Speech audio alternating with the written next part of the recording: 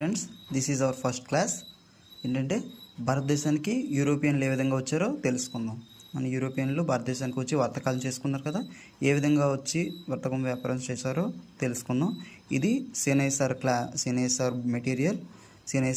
మెటీరియల్లో మనం తెలుసుకుందాం. ఫస్ట్ ఏం లేదు, యూరోపియన్లు రాక యాక్చువల్గా ఐరోపా వాసులు ఆసియా దేశంపై ఆధారపడడానికి ముఖ్య కారణం ఏంటంటే సుగంధ ద్రవ్యాలు.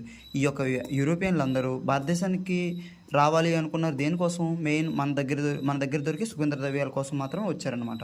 అండ్ భారతదేశం నుండి వేటిని వీళ్ళు ట్రాన్స్పోర్ట్ చేసుకునే వాళ్ళంట? సుగంధ ద్రవ్యాలు, కాలికోస్, పట్టు, విలువైన రాళ్ళు, వీటన్నింటినీ వీటన్నింటినీ వీళ్ళు ఎక్స్పోర్ట్ చేసుకునే వాళ్ళంట. సో ఇవి యూరోప్లో మంచి గిరాకీ ఉందన్నమాట. వీటికి ఈ యొక్క ఐరోపా దేశాలు భూమార్గం ద్వారా బైజంటీన్ గుండా ఈ వస్తువులను తమ దేశానికి రవాణా చేసుకునేవారంట. ఈ యూరోపియన్లు తమ దేశానికి ఎక్స్పోర్ట్ ఎలా చేసుకునేవారంట?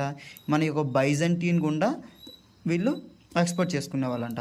సో కానీ ఏమైందంట, 1453లో చివరి క్రూసేడ్ యుద్ధం జరిగిందంట. యాక్చువల్గా మూడు క్రూసేడ్ యుద్ధాలు జరిగితే అందులో చివరి క్రూసేడ్ యుద్ధమైన 1453లో చివరి క్రూసేడ్ యుద్ధంలో ఎవరెవరికి జరిగిందంటే క్రూసేడ్ యుద్ధం ముస్లిమ్స్కి నెక్స్ట్ క్రైస్తవులకి మధ్య జరిగింది. ముస్లిం రాజు అయిన ఎవరు? 2వ మహమ్మద్. వీడి యొక్క దేశం ఏంటి? టర్కీ. వీడి రాజ్యం ఏంటి? టర్కీ రాజ్యం. ముస్లిముల రాజు అయిన 2వ మహమ్మద్ టర్కీ దేశం నుంచి క్రైస్తవ రాజు బైజంటీన్ నుండి బైజంటీన్ పాలకుడైన కాన్స్టంటైన్ అనమాట.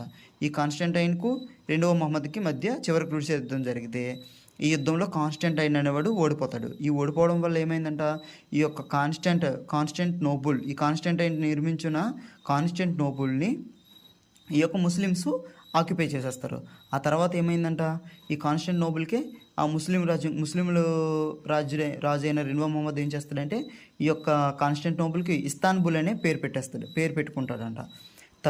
ఆ తర్వాత ఏమైందంట, యూరోపియన్లకి ఇప్పుడు దాన్ని ఇస్తాన్బుల్ అని పేరు పెట్టుకున్నాడు. అందులో ఆ యొక్క కాన్స్టంటినోపుల్ గుండా ట్రాన్స్పోర్టేషన్ అంటే ఏది ట్రాన్స్పోర్ట్ అవ్వడానికి వీళ్ళు ఆపేస్తారన్నమాట. ఏవి ట్రాన్స్పోర్టేషన్స్ అవ్వకూడదు చేయకూడదు అనేసి వాడు అక్కడ ఆపేస్తాడు. ఆపేయడం వల్ల ఇప్పుడు మన యూరోపియన్స్కి ట్రాన్స్పోర్టేషన్ ఉండాలి. ఈ యొక్క స్పైసెస్ మన దేశాల నుండి ట్రాన్స్పోర్ట్ చేసుకోవాలి. వాళ్ళకి ఎలా ఇప్పుడు ట్రాన్స్పోర్ట్ చేసుకోవాలంటే సముద్ర మార్గం గుండా వీళ్ళు ట్రాన్స్పోర్ట్ చేసుకోవాలి.